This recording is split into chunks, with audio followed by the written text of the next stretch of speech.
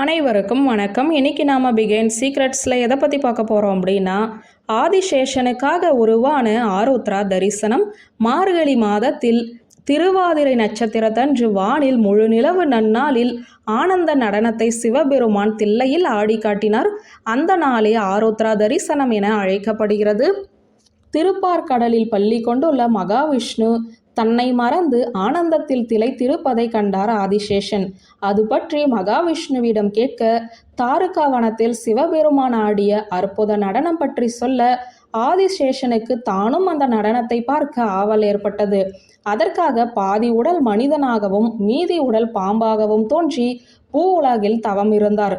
அவருக்காக சிதம்பரத்தில் மார்கழி மாத திருவாதிரை நட்சத்திர நாளில் மீண்டும் அந்த ஆனந்த நடனத்தை சிவபெருமான் ஆடி காட்டினார். அந்த நாளே ஆருத்ரா தரிசன நாளாக கொண்டாடப்படுகிறது. எம்பெருமான் ஈசன் ஆடும் நடனத்திற்கு ஏற்பவே இந்த பூ உலகம் அசைகிறது என்பது இறை நம்பிக்கை உள்ளவர்களின் வாதம். அதற்கேற்பவே தில்லையில் நடராஜர் ஆடும் நடனமானது காஸ்மிக் டான்ஸ் என மேலை நாட்டு விஞ்ஞானிகளும் உறுதிபட கூறுகின்றனர். அணுவை ஆராய்ச்சி செய்த விஞ்ஞானிகள் கூட அணுவின் அசைவானது நடராஜர் ஆடும் நடனத்தை போலவே இருப்பதாகவும் ஒப்புக்கொண்டனர். அதை உணர்ந்தோ என்னவோ திருமந்திரம் அருளிய திருமூலர் கூட அவனன்றி ஒரு அணுவும் அசையாது என கூறியிருக்கிறார். பிரபஞ்சம் உருவாக காரணமான இக்ஸ் போசான் எனும் கடவுளின் துகள் பற்றி ஆராய்ச்சி நடத்துவதற்கு பூமிக்கு அடியில் சுரங்கம் தோண்டி கடவுள் துகள் பற்றி ஆராய்ச்சியில் இறங்கிய விஞ்ஞானிகள் கூட முதலில் பயந்தனர். நமது நாட்டின் ஜனாதிபதியாக இருந்த அப்துல் கலாம் அவர்கள்தான் கவலைப்பட வேண்டாம், அணுவும் நானே அண்டமும் நானே என்று நடராஜ பெருமான் அருளியிருக்கிறார்.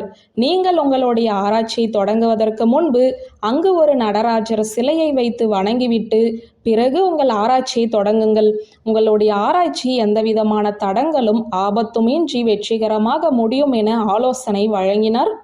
அணு விஞ்ஞானிகளும் அப்துல் கலாமின் ஆலோசனைப்படியே நடராஜர் சிலையை வைத்து வணங்கி அதன் பின்னர் அணு ஆராய்ச்சியை தொடங்கியதோடு அதனை வெற்றிகரமாக முடித்தும் விட்டனர். அதுதான் கடவுள் துகள் என சொல்லப்பட்ட இக்ஸ் போசன் துகளாகும்.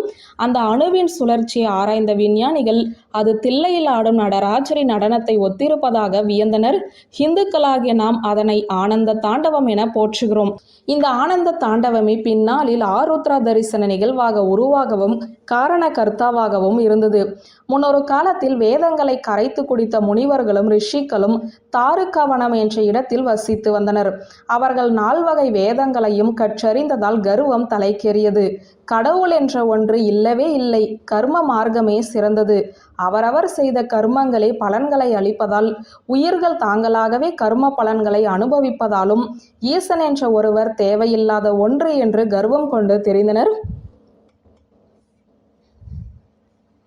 அந்த கர்வத்தினால் எங்களால் தான் அனைத்தும் நடக்கிறது, அப்புறம் ஈசன் எதற்கு என்று அளவுக்கு அதிகமாக ஆட்டம் போட ஆரம்பித்தனர். முனிவர்களின் கர்வத்தை போக்க எண்ணிய ஈசன் பிச்சாடனர் கோலத்தில் உடன் மகாவிஷ்ணுவையும் மோகினி வடிவத்தில் அழைத்து கொண்டு தாருகா வனத்திற்கு சென்றனர். தாருகா வனத்தில் இருந்த பெண்கள் அனைவரும் பிச்சாடனர் அழகில் மயங்கி அவரை பின்தொடர பல முனிவர்கள் மோகினியை பின்தொடர்ந்து சென்றனர். இதனால் அன்றாடம் நடக்க வேண்டிய யாகமும் தடைப்பட்டது. மிஞ்சம் இருந்த முனிவர்கள் ஒன்று சேர்ந்து நிலைமையை சரி செய்ய நினைத்தனர். இதற்காக அபிச்சார வேள்வி ஒன்றையும் நடத்த ஆரம்பித்தனர். அந்த வேள்வியிலிருந்து முதலில் புலி ஒன்று வெளிப்பட்டது. அதை பிச்சாடனர் மீது ஏவினர். ஆனால் பிச்சாடனர் புலியை கொன்று அதன் தோலை ஆடையாக உடுத்தி கொண்டார். அடுத்ததாக வேள்வியிலிருந்து மான், நெருப்பு ஆகியவற்றை அனுப்ப அவற்றின் வீரியத்தை குறைத்து தன் கைகளில் ஏந்தி கொண்டார். அடுத்ததாக வேள்வியிலிருந்து வெளிப்பட்ட யானையை அனுப்பினார். பிச்சாடனர் அதனை கொன்று அதன் தோலை மேலாடையாக போர்த்தி கொண்டார். இதை கண்ட முனிவர்கள் தங்களின் முழு ஞானத்தையும் பயன்படுத்தி வேள்வியிலிருந்து முயலகன் என்ற அரக்கனை உருவாக்கி பிச்சாடனரை அனுப்பி வைத்தனர். பிச்சாடனர் முயல்களை பிடித்து தன்னுடைய காலடியில் போட்டு அமைக்கிவிட்டார். இதனால் செய்வதறியாது திகைத்த முனிவர்கள் வந்திருப்பது தங்களையும் மீறிய சக்தியான ஈசனே என்பதை அறிந்து கொண்டு தங்களை மன்னித்தருள வேண்டினர்.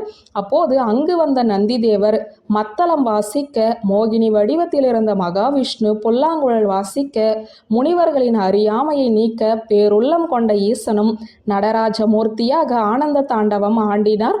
அதை கண்ட தாருகாவனத்து முனிவர்களும் புண்ணியம் அடைந்தனர்.